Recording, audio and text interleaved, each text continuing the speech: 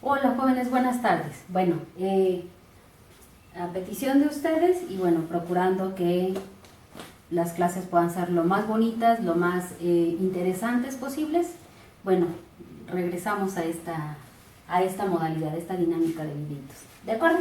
Entonces, bueno, tenemos que el primer tema que vamos a checar el día de hoy son las expresiones comportamentales de la sexualidad.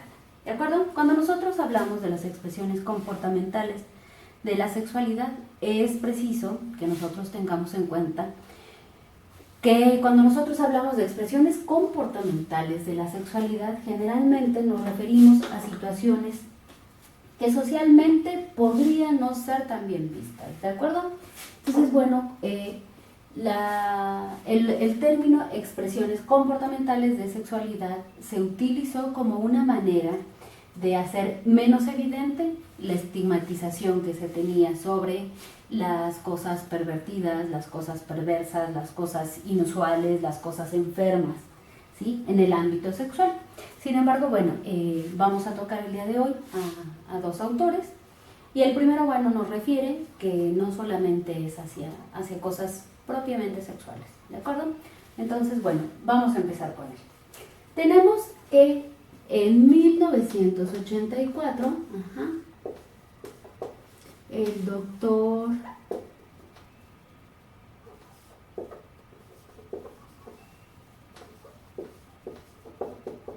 Juan Luis Álvarez Galló,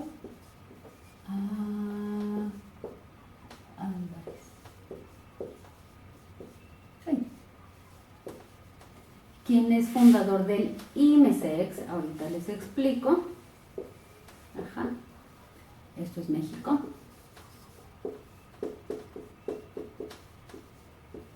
Decidió realizar una serie, el IMESEX es el Instituto Mexicano de Sexología, ¿de acuerdo? Entonces, bueno, el doctor Juan Luis Álvarez Galló es el fundador, ¿de acuerdo? Y en 1984 él se percató que existía una gran necesidad de que las personas pudieran expresar su sexualidad desde cualquier ámbito, ¿de acuerdo?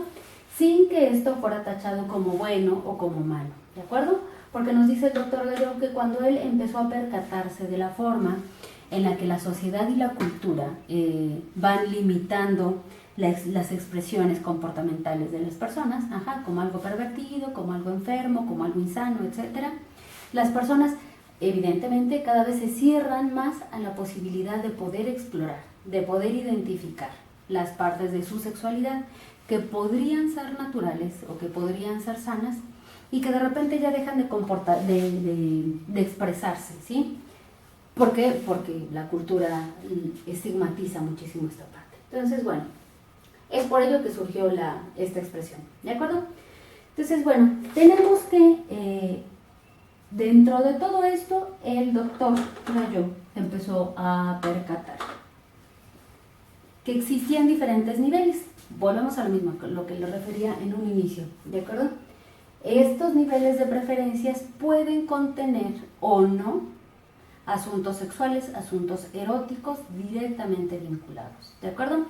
Pues bueno, él decía, bueno, perdónenme. Entonces, a todo esto lo fue aterrizando a partir de una serie de cuestionamientos, de una serie de estudios que fueron basados en un instrumento llamado expresiograma, ¿de acuerdo?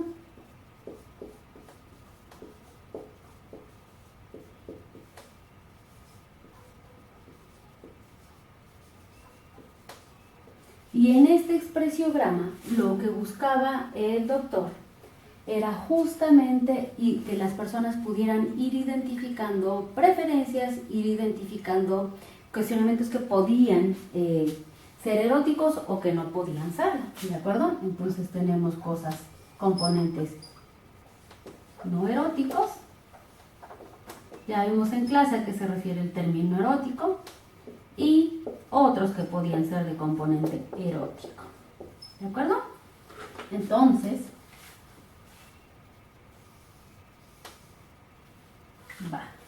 en este expresiograma se realizó a partir de la exploración de 27 preferencias, ¿De acuerdo? Estas 27 preferencias se podían expresar en estos dos términos. ¿De acuerdo? Entonces, bueno, este era el primer objetivo que tenía el doctor Gallo, poder identificar estos comportamientos, estas expresiones comportamentales. Primero. Después el expresiograma resultó ser mucho más útil, mucho más enriquecedor, y actualmente se utiliza como una forma en la que los adolescentes pueden identificar y pueden conocer su sexualidad. Porque la forma en la que va abordando este instrumento da mucha luz, da mucha claridad sobre la sexualidad misma. Entonces eso en la adolescencia les viene padrísimo a los jóvenes. Entonces, bueno, respecto a este expresiograma, el doctor Gallo se percató que existían 6 niveles diferentes. Entre estas dos clasificaciones existen 6 niveles distintos, perdón. En alguna literatura, en otra vienen 7, ahorita les explico rápido. Dentro de esto, tenemos que dentro del componente no erótico,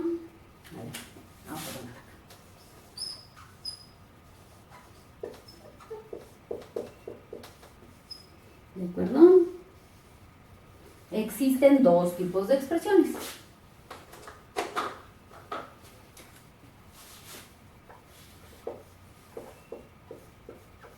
Que es la expresión mínima, ahí viene, perdón, la expresión mínima y la expresión aceptable. ¿De acuerdo? Cuando nosotros hablamos de la expresión mínima, nosotros hablamos que hay un gusto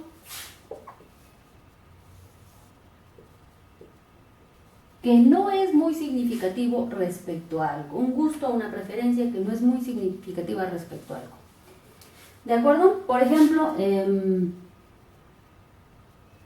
si yo veo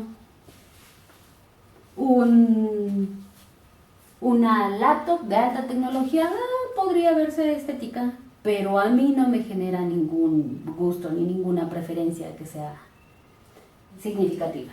¿Sabes?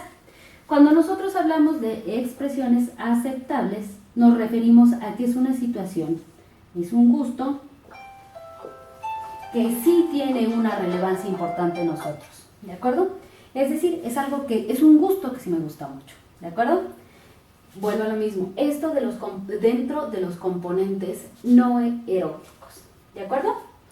Ahora, cuando nosotros hablamos de los componentes eróticos, a ver, se los voy a poner aquí, a ver si me cabe. Tenemos uno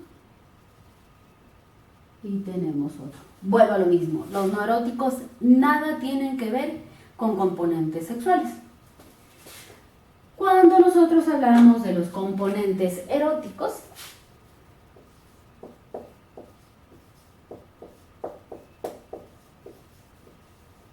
ya nos referimos a ciertos tipos de expresiones eróticas y sexuales que nos atraen en el ámbito sexual, ¿de acuerdo?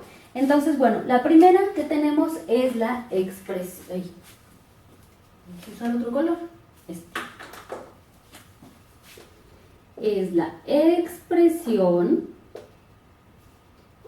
erótico, sexual, a nivel de fantasía. ¿De acuerdo?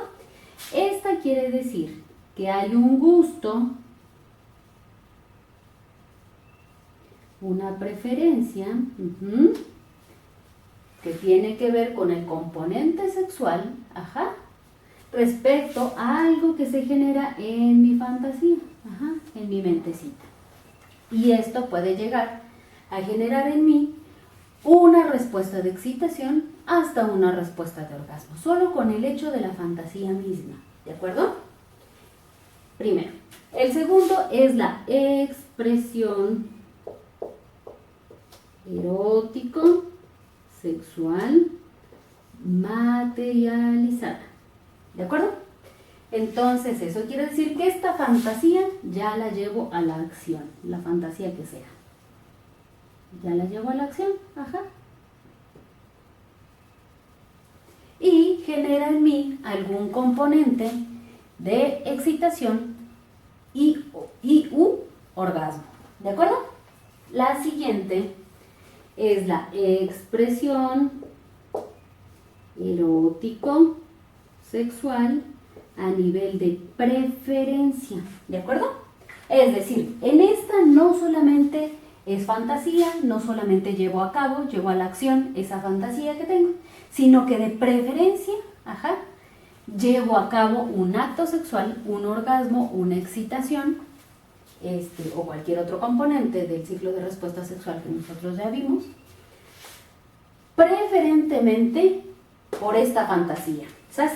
Es decir, si yo tengo gusto, y ahorita vamos a checar algunas, si yo tengo gusto por realizar actos sexuales cuando tengo mis cortinas abiertas, entonces preferentemente buscaré la manera en que cada vez que vaya a tener yo algún tipo de actividad sexual, aunque no culmine en el orgasmo, sea con ese tipo de componente, es decir, con las ventanas abiertas. Es un ejemplo. Y por último tenemos la expresión erótica sexual específica o exclusiva, ¿sabes? Esta quiere decir que única y exclusivamente puedo completar mi ciclo de mi ciclo de respuesta sexual cuando tengo este componente, bueno, el componente que sea, pero solamente puede ser bajo esa circunstancia, ¿sabes? Es decir, yo no puedo, aquí ya existe cierto encajonamiento, pues donde yo ya no puedo tener ningún tipo, o sea, no puedo completar mi ciclo de respuesta sexual si no tengo ese componente, ¿sabes? O sea, si voy a tener relaciones sexuales va a ser en un lugar donde haya una ventana y forzosamente tiene que estar abierta. Bajo ningún motivo voy a hacerlo con una situación que sea distinta a esto, ¿de acuerdo? Entonces, bueno, estos son los componentes eróticos. Decía, el doctor Gallou, que cualquiera de estas preferencias, estas 27 preferencias se pueden desarrollar. Perdónenme, mi celular. Estas 27 preferencias se pueden desarrollar en estos dos niveles, eróticos o no eróticos, ¿sabes? Es decir, y vamos a poner un ejemplo.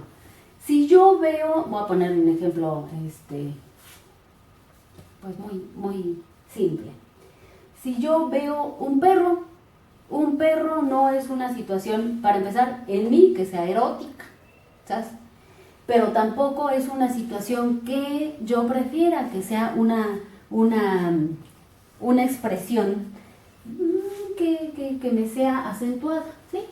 Pero si veo un perro, pues puede gustarme, ¿sí? Puedo decir, ese perro está chistoso, está bonito, ¿sí? No es algo que prefiera, no es algo que me encante, pero podría ser en este tipo de preferencia. No erótica, del componente mínimo. Me agrada un perro como me agrada alguna otra forma de vida. ¿De acuerdo? Evidentemente, cuando una persona tiene una parafilia, podría tener un componente erótico preferente, o un componente erótico a nivel fantasía o a nivel materialización. En el caso de que sea un componente erótico a nivel de materialización, entonces vendría siendo una parafilia de tipo zoofilia. ¿De acuerdo? Entonces, bueno, jóvenes, acá la dejamos por ahorita. En otro video les voy a explicar rapidísimo algunas de las preferencias.